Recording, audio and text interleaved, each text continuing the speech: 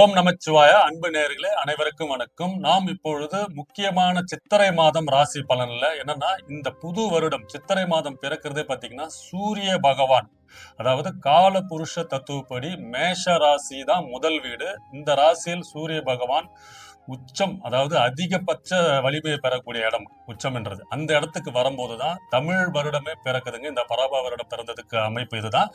இந்த மாதத்தில், இந்த சித்திரை மாதத்தில் அனைத்து ராசிகளுக்குமே சக்சஸ், வேலை, தொழில் மாற்றம், முன்னேற்றம், மாணவர்கள் படிப்பு, கல்யாண வாழ்க்கை, ஏகப்பட்ட தடங்கள், சிக்கல்கள் இருந்தவங்களுக்கு எல்லாமே மாற்றத்தை நோக்கி முன்னேற்றத்தை கொடுக்கக்கூடிய மாதமா இருக்குதுங்க. ஏன்னா இவ்வளவு நாளா அதாவது ஒரு மாதத்திலும் ஒரு கிரகங்கள் மாறும் போதுதான் அதுக்கான பலன்கள் நமக்கு ஒரு படியா நம்ம கொண்டு போவோம். ஸோ அதாவது சனீஸ்வரன் 12ஆம் வீட்டுல இருந்துட்டு ஒரு ராசிக்கும் விரைய சனியாகவும், 7.5 சனியாகவும், கண்டக சனியாகவும், அஸ்தாட்சம சனியாகவும் சிறு சிறு தொந்தரவுகள், தொல்லைகள், சங்கடங்கள் கொடுக்கும். இந்த பட்சத்தில் இந்த சூரியன் சித்திரை மாதத்தில் மேஷ ராசிக்கு வரும்போது முக்கியமா அனைத்து ராசிகளுக்குமே பாத்தீங்கன்னா அரசியல் துறையில இருக்கிறவங்க, பொது வாழ்க்கையில இருக்கிறவங்க, கல்வித்துறையில இருக்கிறவங்க, அதாவது இப்ப டாக்டர், இந்த மாதிரி மாணவர்கள், உயர்கல்வி, ஸோ அனைத்து ராசிகளுக்குமே பாத்தீங்கன்னா அவங்களுக்கு எதிர்பார்த்த ஆசைகள், சுபகாரியம் பண்றது, வீடு வாங்குறது, இடம் வாங்குறது,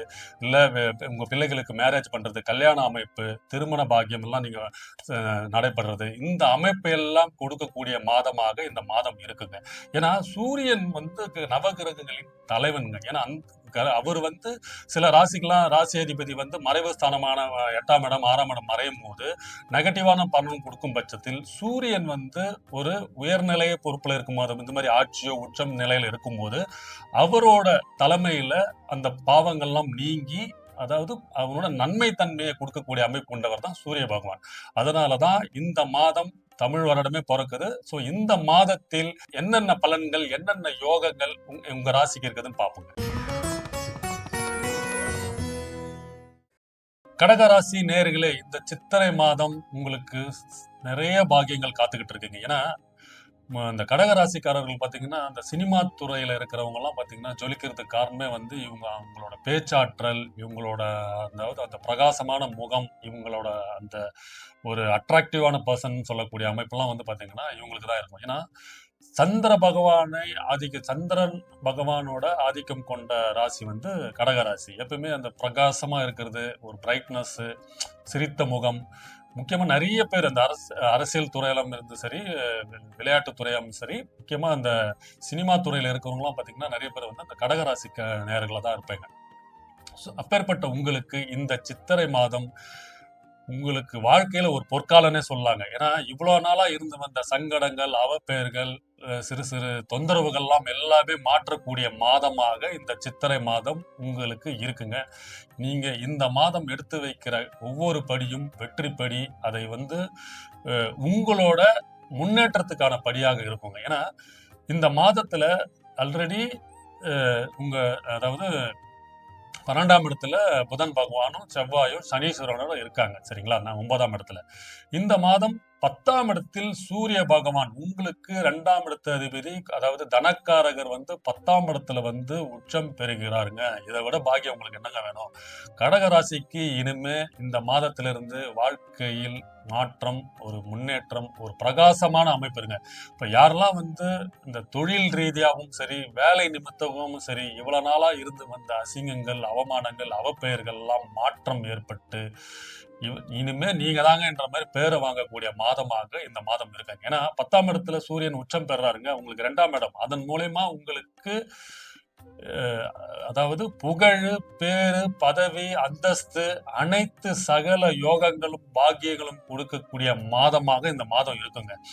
என்னங்க சொல்றீங்கன்னா, ஆமாங்க, இந்த மாதத்திலிருந்து இனிமே உங்களோட காலடி படுற இடம் எல்லாமே வெளிச்சம், சுபம், எல்லா அமைப்புகளுமே காணப்படுங்க. ஏன்னா இவ்வளவு நாளா இருந்து வந்த தொழில இருந்த போட்டி, பொறாமை, உங்களுக்கு அவப்பெயர்கள், உங்க பெயரை கெடுக்கணும்னே மறைமுக எதிரிகளா இருந்தாங்க பாத்தீங்களா? உங்களுக்குன்னு ஒரு இடம் காத்துக்கிட்டு இருக்கு. உங்க வழி தனி வழின்ற மாதிரி இனிமே நீங்க போற பாதையெல்லாம் வெற்றி பாதையாக மாற்றக்கூடிய மாதமாக இந்த மாதம் இருக்குங்க. இப்போ அது இதுல பாத்தீங்கன்னா 10ஆம் இடத்துல சூரிய பகவான் உச்சம் பெறும்போது உங்களுக்கு பதவி உயர்வு, புகழ், பேரு, பண வசதி எல்லாமே அமைக்கக்கூடிய மாதமாக இந்த மாதம் இருக்குங்க. ஏன்னா அரசியல்ல இருக்கிறவங்க எல்லாம் பாத்தீங்கன்னா இப்ப அரசியல் இப்ப எலெக்ஷன் வேற வருது. இப்போ கடகராசிக்காரர்கள் யாரெல்லாம் வந்து அரசியல்ல இருக்கீங்கன்னா உங்களுக்கு ஒரு பொறுப்பெல்லாம் கொடுத்து இந்த பொறுப்பை நீங்க பாத்துங்கப்பா அப்படின்னு சொல்லிட்டு உங்களுக்கு அதை கொடுத்துருவாங்க. இதன் மூலயமா உங்களுக்கு அதை நீங்க நல்லா செயலும் படுத்துவீங்க.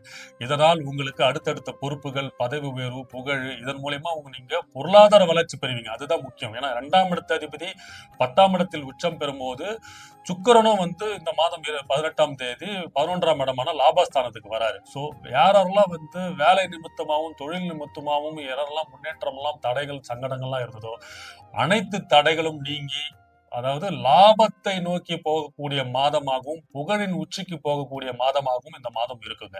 அது மட்டும் இல்லாமல் தொழில் அதாவது தொழில் ரீதியாகவும் சரி உங்க பிசினஸ் பண்றதுக்காகவும் சரி ஒரு கடன் வாங்குற அமைப்பெல்லாம் இருக்கு. ஏன்னா அதன் மூலியமா நீங்க டெவலப்மெண்ட் பண்ணுவீங்க.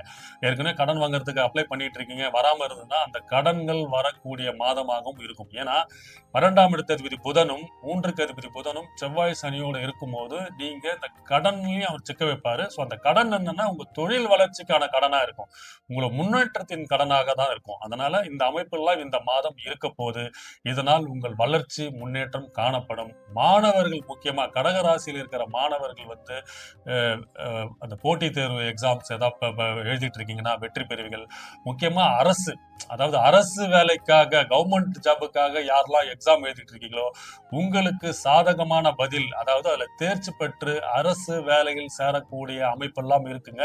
அதனால கடகராசியில யாரெல்லாம் இருக்கீங்க அரசு துறையில அப்ளை பண்ணிட்டு இருக்கீங்கன்னா உங்களுக்கு பாசிட்டிவான ரிசல்ட் வந்து அதுல போய் ஸ்ட்ராங்கா உட்காரத்துக்கான அமைப்பு இருக்குங்க. அப்புறம் பாத்தீங்கன்னா புதிய வீடு, உங்க கார் ஏதாவது வாங்கணுன்ற அமைப்பெல்லாம் இருக்கு. அது வந்து இந்த மாசம் வாங்கக்கூடிய மாதமாக இருக்கும். முக்கியமா வெளிநாடு தொடர்பு, நீண்ட தூர பிரயாணங்கள் மூலமா ஆதாயம், தொலைதூர பிரயாணங்களில் வந்து முன்னேற்றம், லாபம், வெளிநாட்டிலிருந்து ஒரு நல்ல செய்தி வருது, அது மூலயமா உங்களுக்கு ஒரு தொழில் விருத்தி ஆரம்பிக்கிறது, இந்த அமைப்பெல்லாம் இருக்கு.